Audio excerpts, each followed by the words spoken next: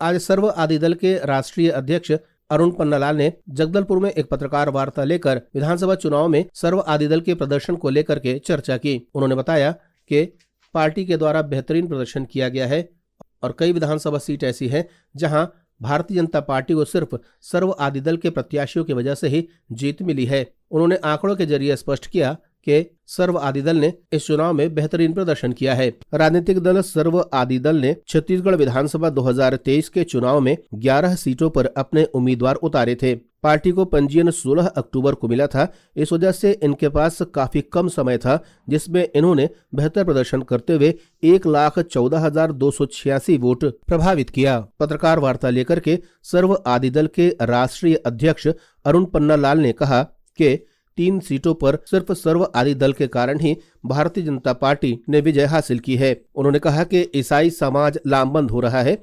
अब तक ईसाई समाज में आम सहमति से परंपरागत वोटिंग होती थी। 2023 के चुनाव में सामाजिक चर्चाओं के बाद चर्च राजनीति से दूर रहा। कांग्रेस पार्टी से ईसाई समाज की नाराजगी, लाशों को उखाड़ना, हत्याएं, हमले, धान लूट पर एफआईआर नहीं होना नाराजगी का मुख्य कारण रहा। उन्होंने कहा कि कोंटा में नामांकन भर रहे 2 प्रत्याशियों पर हमले के कारण उन्हें भूमिगत तक होना पड़ा।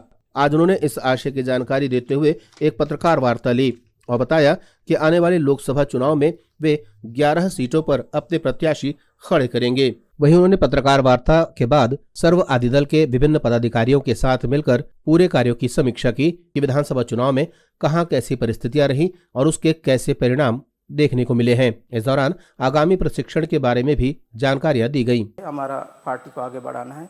अभी आगे सामने जो है लोकसभा चुनाव है, इसमें भी हमारा कैंडिडेट जो तय हो जाएगी। उसमें भी हम लोग हमारे लोगों को सभी को जो है सब तक पहुँचाना है। तो हमारा काम कैसे करना है, वो हमारे काम को जो हमारे उद्देश्य को उनके तक पहुँचाना है। हमको दौड़ना है, आगे संगठित होना है। और दूसरी जो सबसे अच्छी हमको जो डट के जो काम करने वाले लोग मुझको मैंने देखे हैं वो आपके चित्रकूट के थे। और चित्रकूट वालों ने एक बहुत बड़ा झंडा गाड़ा है, कोई छोटा मोटा नहीं है। जो आप लोगों की चर्चा आप लोगों को पता नहीं चल रही है, पर आप लोगों की चर्चा आज विदेशों तक में हो रही है कि चित्रकूट में ऐसी कौन सी ताकत है कि सिटिंग अध्यक्ष को इन लोगों ने हरा दिया करके। तो ये कोई छोटी उपलब्धि नहीं है आपकी, इसमें हताश होने की ज़रूरत नहीं है।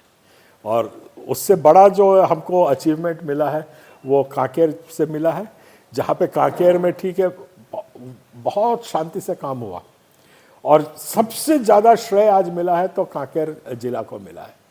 कांकेर जिला में मात्र 16 वोट से वो हारे हैं, हमारे 4,239 वोट हमारे थे।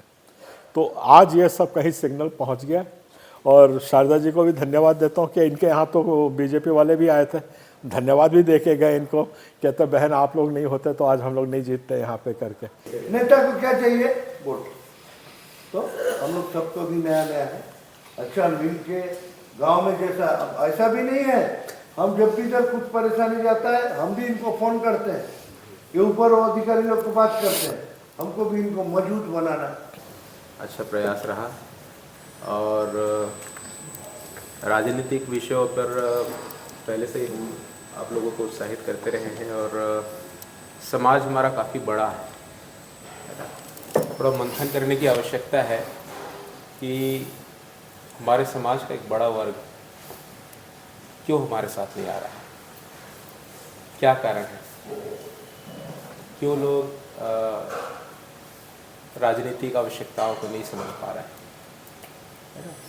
इसमें सबसे बड़ी समस्या ये है कि हमने कभी इस विषय की गंभीरता को अपनी मंडली को नहीं सिखाया। आज हमारा जो समाज है, मसीह समाज, राजनीति में और व्यापार में एकदम जीरो है, डब्बा है, ठीक है। और इस अच्छा बहुत सारे लोगों को ये सब पाप भी लगता है ना, बहुत सारे लोगों को पाप भी लगता है। तो ये जो विचारधारा है इसको आपको निकाल के फेंकना है, ठीक है। तो उसके लिए अब हम किस हद तक और कैसे काम कर सकते हैं, क्योंकि वो जानते थे कि मैं वहाँ का प्रमुख जिला अध्यक्ष हूँ और वो मेरे पर ऊपर दबाव भी आया। मेरे ऊपर दबाव भी आया कि आप अपने कैंडिडेट को बैठा दीजिए। वो सीधा मुख्यमंत्री के जो सलाहकार राजेश तिवारी जी का फोन आया था, तो मैंने उनसे साफ शब्दों में कहा, जो आप लोग सब सुन चुके हैं, क्या अभी भी मीटिंग में जो बात हुई, इस कारण मैं अपने कैंडिडेट को नहीं बैठा सकता।